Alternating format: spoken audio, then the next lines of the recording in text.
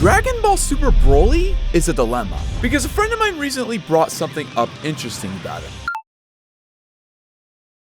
Why is it that Broly doesn't really get backlash for being as stupidly strong as he is? I mean, he literally goes from probably Saiyan Saga level all the way up to Super Saiyan Blue and surpassing it to the point of being able to take on 2 dudes, all within one fight. But the second we talk about Piccolo becoming Giga Chatted Up or Gohan getting Beast, suddenly everyone wants to say that it was an ass pull. Even though Piccolo and Gohan are way closer to the power their transformation would require than Broly ever was. So why is it that people give so much grace to Broly, but not Piccolo or Gohan?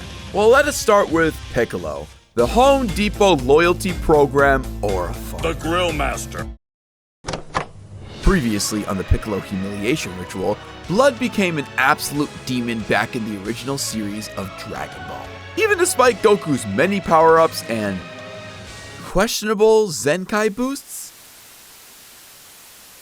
he always managed to stay closely behind him, and the Android Saga was no exception. Hell, I would even say that the Android Saga was one of the most peak moments from Piccolo, because despite him suffering a humiliating loss at the hands of the twink femboy park ranger, Piccolo manages to bounce back by combining his aura farming abilities with Mr. Watch Over the Earth. But unfortunately, he never got the chance to put the twink femboy park ranger back into the month of June. All thanks to the cockroach. And then Piccolo proceeds to get put on the sidelines for the rest of this arc, and honestly, the majority of Dragon Ball.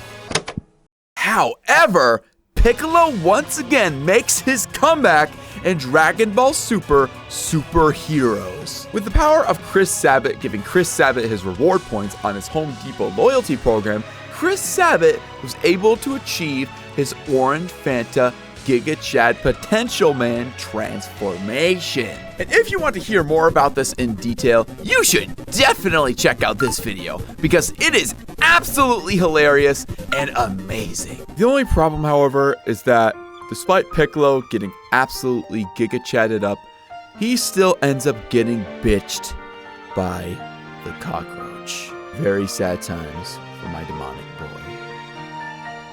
Next up, we got Gohan! And all I can wonder is, will he ever go on to finish his professional baseball career? But we all basically know him as like the Clark Kent guy who always has and always will have the potential of being able to train for one afternoon to get all of his powers back, because he's just kind of goated like that. But I'm getting ahead of myself, because this infant was such a great menace to society back in his day that he could literally take on alien level threats before he even knew the Pythagorean theorem. Or maybe he did, because Chi-Chi is high-key a psychopath. And basically for the rest of Dragon Ball Z, Gohan would time after time edge us with the thought of his potential man, until he finally unveiled it against the cockroach. I'm starting to notice a pattern here. But after this, Gohan stops locking the fuck in, which gets him cooked by the fat Bubble Yum. So then he decides to lock in again through his training with the Z-Sword so that he can cook buff Bubble Yum. But then he gets outdone by an even buffer Bubble Yum because of his hubris. But instead of locking in, he decides to do the polar opposite. And in the wise words of Albert Einstein, the whole is the goal. And if there is no hole,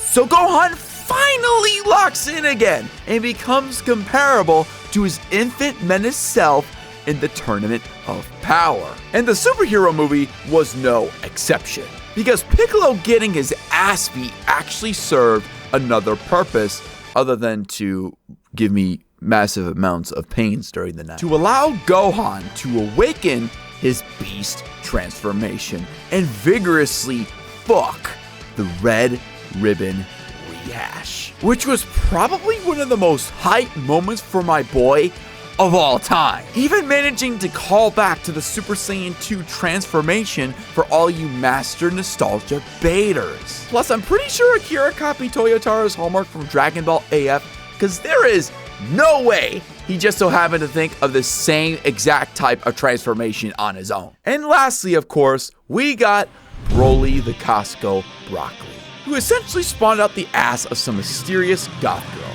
because there is no way that Paragus gave birth to this. And Broly was trained up for as many years as he could throughout his childhood on Vampa. One question I have though, what the hell was Broly shaving with that entire time to keep his jawline intact? Was he shaving it with a literal rock? Like, we all know that Goku and Vegeta, after spending 1 year in the time chamber, had mustaches and beards. Yet, Broly, growing up on the planet that definitely had less resources than the time chamber, managed to find a way to shave his face?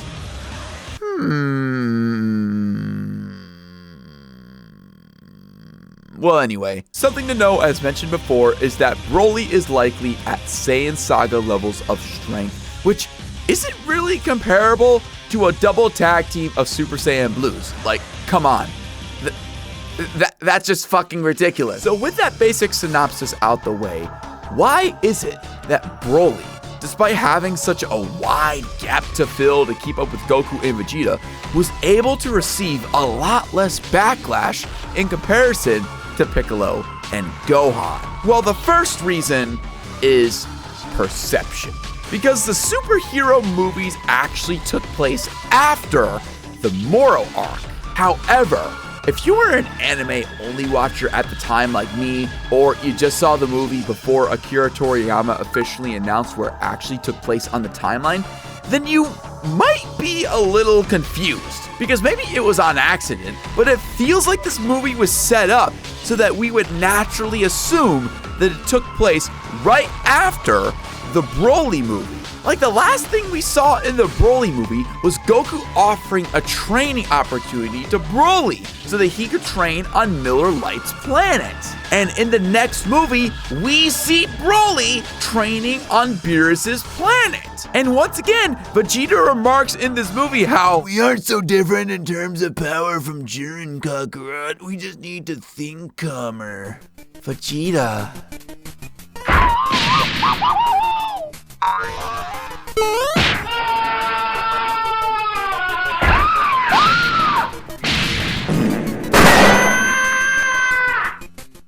Which honestly only convinces me more that this movie came out right after Broly, because why are we still talking about Jiren? And the reason why this is important is because it makes it look like that Gohan stopped locking in yet again, until he decides, without any training by the way, to re-unlock his ultimate transformation and even achieve his beast form, because he got a little bit mad.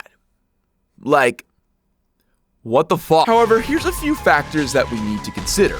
This form, for one, was actually foreshadowed back in the Tournament of Power, since Gohan intended on achieving his own path to power. One that would be different from Goku and Vegeta-san. But in reality, the entire time, Gohan had actually been training, even to the point where he was even able to use the special beam cannon against Semi-Perfect Cell's fucking refurbished ass. But it feels like that a lot of people forget about this for some reason. Now, a transformation that doesn't nearly feel as earned was Piccolo's. Especially when you realize that Piccolo isn't even a Saiyan, so his potential feels a little bit more limited. And the primary reason why we accepted this transformation in the first place was pity. But there is still another reason why Broly received far less backlash for his severe jump in power while the others didn't. And that is because of hype moments and aura. And now, yes, Gohan going Beast was hype as fuck, but Broly used to be a really big deal back in his heyday, back in the Z era of Dragon Ball, or more specifically, the Dragon Ball Z movies. Now, why is this important? Because these movies weren't really meant to be taken seriously. They are non-canon. They honestly don't really make any sense. And they kind of just act as mindless entertainment for you to watch when you are flicking your shit. A lot more stuff which I talk about in this video right here, which you should definitely check out. I mean, for God's sake, we literally have Frieza's German cousin in this movie. Like, how did blood even get here? However, this Broly was specifically designed just for these movies because he was an absolute menace to society, and in no way should he be allowed to live. Don't say it! I'm in a trap, booty nigga. Once the Super movies came around, however, the material started to feel more canon. So naturally, the story needed to be more grounded in logic. In terms of raw power scaling though, the original Z Broly comes from an era where Super Saiyan 2 was nothing more than a mystical unicorn. So trying to transform that into the Super Broly we know now just doesn't really work. In terms of hype though, oh my god, dude, there was so much in this movie. This movie was so insane, to the point that we not only got to witness one of the greatest characters in Dragon Ball getting revitalized into a fresh new character, one that had an entire change in mannerisms, backstory, and motivation, which naturally gave us a better connection to him, but he's just low-key a chill guy who's not in it for the love of the game, but simply because he's being forced into this mindless killing spree, giving far more potential for his character to be a long-standing one in this series. But this movie also gives us the opportunity to see Goku and Vegeta slowly go through the transformations, showcase their individual fighting styles, and to top it off, it has the most crispy clean, beautifully animated, choreographed, and orchestrated soundtrack of all time. And the cherry on top?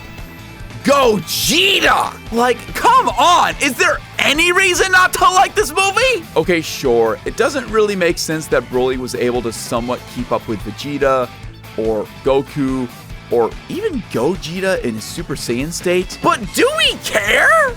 Honestly, not really. Because my ticket to see Gogeta beat on a recently made orphan was money well spent. And let's be honest here, the Dragon Ball Super superhero movie, though good, doesn't measure nearly to the legendary levels of the Broly movie. For the most part, a lot of the hype that comes from this movie happens within the last 5 minutes. Everything leading up to that, however, pretty much just feels like filler content.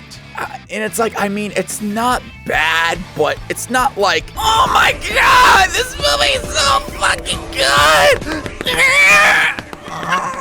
Additionally, they also experimented with CGI animation, which was controversial to say the least. And though it ended up looking good, nothing quite compares to what we got in the Broly movie. So simply put, Super Broly's hype moments in aura maxing is ultimately what made up for the lack of logic in comparison to Piccolo and Gohan. But now that we live in the era of information where we know that Gohan actually truly earned this transformation, I think it's about time that we start putting a little bit more respect on my boy's name because he actually trained for it this time. And Piccolo, honestly, we could just give him like a one-time free pass because look, he definitely needs it, okay? The Grill Master must rise up above all the BS that he's been put through. But that is all. Thank you for watching and have a wonderful day.